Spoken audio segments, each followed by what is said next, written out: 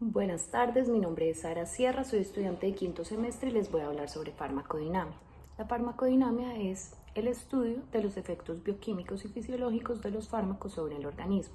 Más específicamente habla sobre la interacción entre los fármacos y los receptores.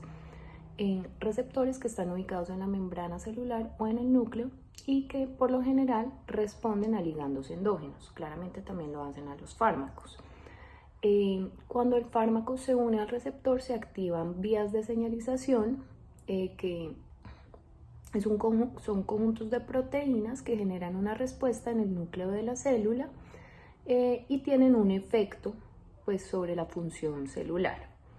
Hay distintos tipos de efectos o de acciones que pueden tener los fármacos sobre los receptores. Entonces los fármacos pueden ser agonistas o antagonistas.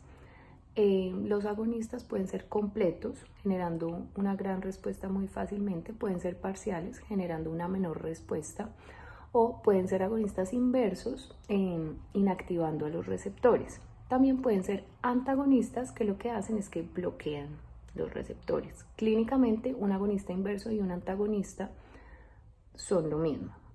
Un tema muy importante en la farmacodinamia es la dosis de medicamentos que se debe dar. Para esto hay varias metodologías que se pueden implementar. En primer lugar, se puede implementar una curva dosis-respuesta, donde a partir de la concentración del medicamento y del efecto que tiene, se puede determinar cuál es la concentración efectiva del fármaco, cuál es la concentración máxima, donde tiene el efecto máximo, y a partir de aquí ya se generaría toxicidad.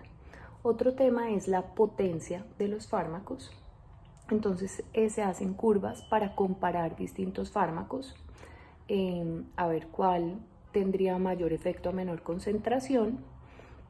Se hacen unas curvas graduales cuando el efecto del fármaco depende de la concentración, pero cuando hay diferencias interindividuales, es decir, que de una persona a otra varía la concentración de fármaco, lo que se hacen son unas curvas cuantales donde se determina una campana pues, de Gauss y se observa en la mayoría de las personas cuál es la dosis que tiene el efecto deseado.